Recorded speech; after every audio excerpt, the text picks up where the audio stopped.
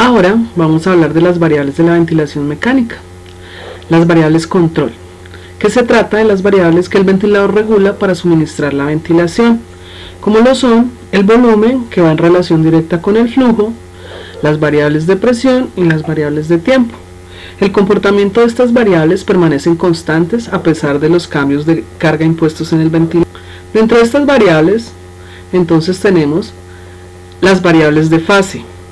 Estas son las variables medidas y usadas para definir distintos fenómenos o fases dentro de un ciclo respiratorio durante la ventilación mecánica. En consecuencia, se tienen las diferentes variables de fase, como son las variables de disparo, las variables de ciclo, las variables de límite y las variables de fase. Las variables de disparo son las que causan el inicio de la inspiración, como por ejemplo las variables de disparo del tiempo, es donde el ventilador comienza la inspiración de acuerdo con la frecuencia respiratoria prefijada e independiente del esfuerzo del paciente. Esto se llamaría disparo por tiempo. El disparo por presión es una caída de presión por debajo de un valor programado que indica al ventilador un esfuerzo del paciente, y esta comienza la inspiración y es llamada disparo por presión. Y la variable de flujo es cuando el ventilador censa la caída de flujo o los movimientos torácicos para dar inicio a la inspiración. Esta se llamaría la variable de flujo. Las variables límites son las variables programadas con un valor máximo durante toda la inspiración, y estas variables son la variable de presión, la variable de flujo y la variable de tiempo. La variable de presión nos indica el punto máximo de presión al cual podemos tolerar llevar al alveolo. La variable de flujo nos indica el flujo máximo que se le da al paciente para generar un volumen. Y la variable del tiempo es en qué tiempo se va a generar toda la inspiración. Hay otras variables que son las variables de ciclo, que son la primera, el inicio de la inspiración; la segunda, el final de la inspiración y el inicio de la expiración; la tercera, el inicio de la expiración; y la cuarta, el final de la expiración y el inicio de la inspiración.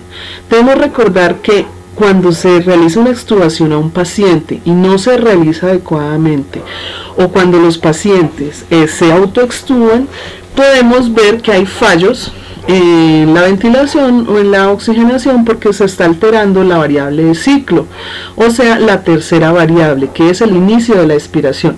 ¿Por qué se altera esta variable? Porque si extubamos a un paciente y no se le ha realizado un adecuado reclutamiento alveolar, cuando se extuba el paciente se va a quedar sin ese soporte de presión que se le está dando con el ventilador. Entonces para el paciente va a ser mucho más va a quedar ese alveolo vaciado, y para él va a ser mucho más difícil volver a tomar su nueva inspiración, porque tiene que generar un delta de presiones aún más alto para poder ingresar el flujo de aire y así poder distender este alveolo. Entonces en los niños, como ya hemos venido hablando, son muy propensos a presentar reclutamiento, y si ellos no se extuban con una adecuada hiperinsuflación o se autoextuban, esta variable nos va a fallar. Y tenemos la última variable, que son las variables de base. Es la que nos controla durante toda la expiración. Como les venía diciendo, si fallamos en una extubación, esta variable también se va a ver alterada.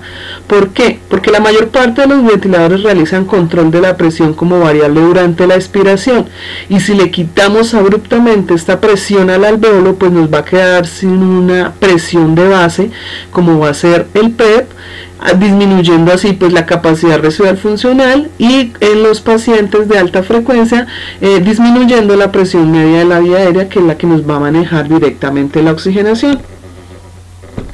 En esta diapositiva encontraremos un video que nos va a hablar un resumen completo de todo lo que antes he dicho. Y en esta diapositiva vamos a encontrar cómo se realiza el montaje del ventilador AVEA, ya que este ventilador es el que se utiliza actualmente en la unidad de cuidado intensivo del Hospital de la Misericordia, y es donde estamos realizando las prácticas de terapia respiratoria actualmente.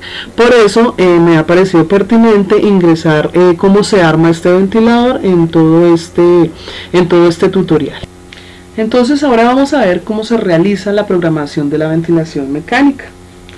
Tenemos que la ventilación mecánica convencional se utilizan dos modalidades fundamentales de ventilación, que es la ventilación por volumen y la ventilación por presión.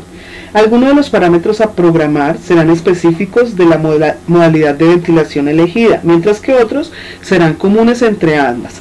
Antes de conectar el ventilador al paciente, se debe verificar que esté bien calibrado y asegurar su funcionamiento conectándolo a un pulmón artificial.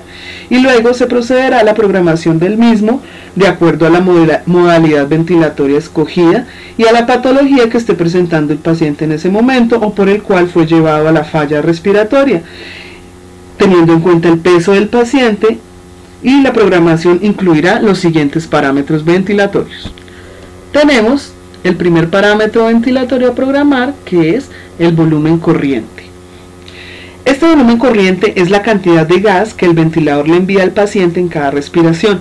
Se programa en las modalidades por volumen. En algunos ventiladores se programa directamente y en otros indirectamente a partir del volumen minuto y la frecuencia respiratoria. Inicialmente se debe programar un volumen de 7 a 10 mililitros kilo peso. Se debe tener en cuenta el volumen utilizado en la distensión de las tubuladuras, o lo que comúnmente llamamos como volumen compresible, y es necesario para compensar las pérdidas que se produzcan. Cuanto mayor sea el calibre de las tubuladuras, mayor es el volumen de compresión.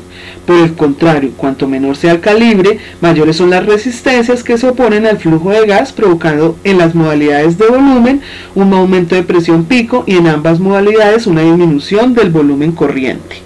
Por ello, el volumen corriente otorgado al paciente pediátrico debe ser censado por un sensor de flujo proximal en la unión del tubo endotraqueal con las ramas del circuito respiratorio.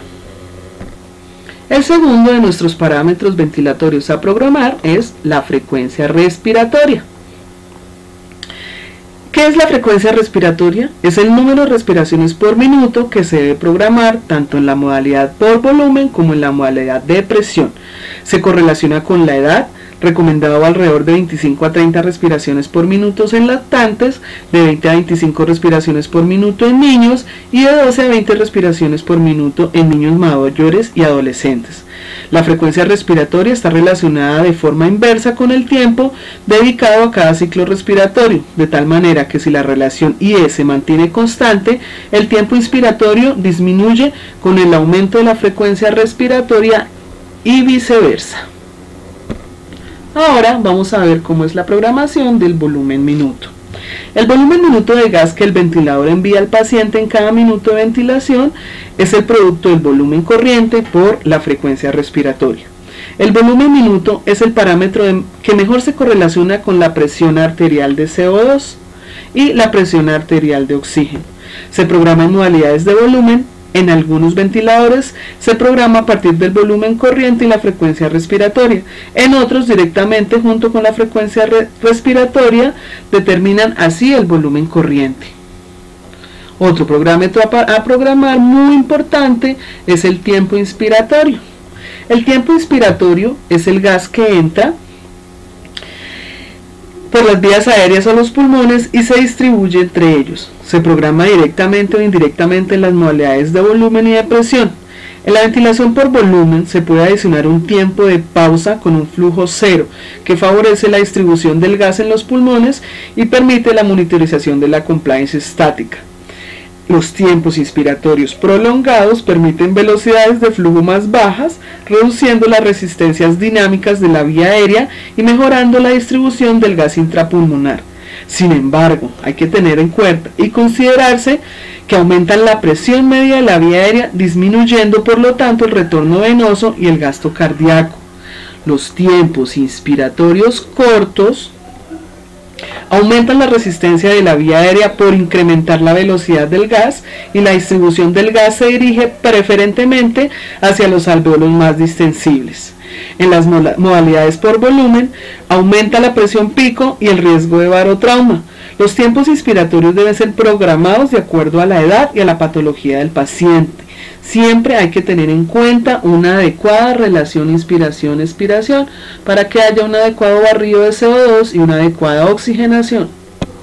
Ahora tenemos la relación inspiración-expiración, que en los modos asistidos, en los del paciente realiza también sus propias respiraciones, como el SIMB, se van a ver un poco alterados porque el ventilador no está mirando el tiempo, la relación inspiratoria que le hemos programado, sino la relación inspiración-expiración que el paciente está realizando. Entonces la relación inspiración-expiración es la fracción de tiempo que se dedica a la inspiración y expiración en cada ciclo respiratorio. Habitualmente debe ser de 1 a 2 o de 1 a 3. En algunos ventiladores se programa con el tiempo inspiratorio y la frecuencia respiratoria, quedando la relación inspiración-expiración superditada a la frecuencia respiratoria. En otros ventiladores se programa directamente junto con la frecuencia respiratoria el tiempo inspiratorio dependiente de la frecuencia respiratoria. Depende del ventilador que estemos manejando. Por ejemplo, en el ventilador AVEA nosotros programamos es el tiempo inspiratorio, y de acuerdo al tiempo inspiratorio con relación a la frecuencia respiratoria que esté manejando, que le estemos programando al paciente, nos va a dar la relación inspiración-expiración. Otro de nuestros parámetros que se programan en algunos ventiladores es el flujo inspiratorio. El flujo inspiratorio es la misma velocidad de flujo, es la velocidad con que el gas entra en la vía aérea. En algunos ventiladores se programa directamente tanto en las modalidades de presión como en las modalidades de volumen. En otros se programa el volumen o la presión y el tiempo inspiratorio, y el ventilador ajusta el flujo automáticamente para conseguir la programación que tengamos, la programación deseada. El tiempo de rampa. El tiempo de rampa es el tiempo que se tarda en alcanzar la presión máxima desde el comienzo de la inspiración. En algunos ventiladores podemos ver que ese tiempo de rampa lleva una figura más o menos como una escalera, y ahí nos dice más o menos cuánto debe ser el tiempo de rampa. Hay tiempo de rampa lento, hay moderado y hay uno rápido. Eso va de acuerdo a la patología del paciente. Otro es el retardo inspiratorio. El retardo de flujo inspiratorio es el porcentaje de tiempo respiratorio que se tarda en conseguir el flujo máximo de inspiración o la máxima presión. Según se trate de la modalidad por volumen o por presión, su significado es similar al tiempo de rampa y se programa en porcentaje de tiempo o en segundos. El tiempo de flujo inspiratorio. Algunos ventiladores permiten modificar en las modalidades por volumen la forma de flujo, mientras que en las de presión siempre el flujo es desacelerado, como acá, que tiene un ascendente y luego baja lentamente para terminar el ciclo. El flujo típico de la ventilación por volumen es el constante o cuadrático, como lo podemos ver acá, el flujo constante o cuadrático. Siendo otros tipos de flujo el desacelerado y el sinusoidal, que estos también los podemos ver y los podemos tener una relación directa con las variables de fase. Otro parámetro a programar es la FiO2. ¿Qué es la FiO2? Es el porcentaje inspirado de oxígeno que se le va a administrar al paciente. En el Hospital de la Misericordia siempre se ha recomendado iniciar la ventilación mecánica con una FiO2 al 60%. Y pues de allí podemos incrementar si necesitamos o disminuir si tenemos en exceso presión arterial de oxígeno.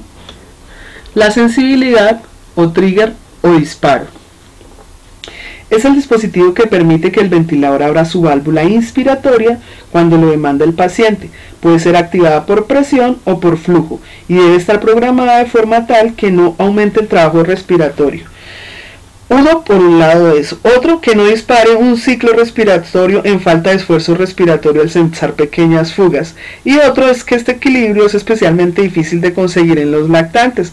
Por eso es indicado que ellos siempre estén censados por una sensibilidad por flujo, para que el ventilador capte más fácilmente las mínimas caídas de flujo que tiene el ventilador para que él pueda asistirlo nuevamente. Otro parámetro importante a programar es el CPAP. El CPAP es una presión positiva continua durante la inspiración y la expiración que se aplica en estrategias espontáneas, mientras que la PEP es una presión positiva al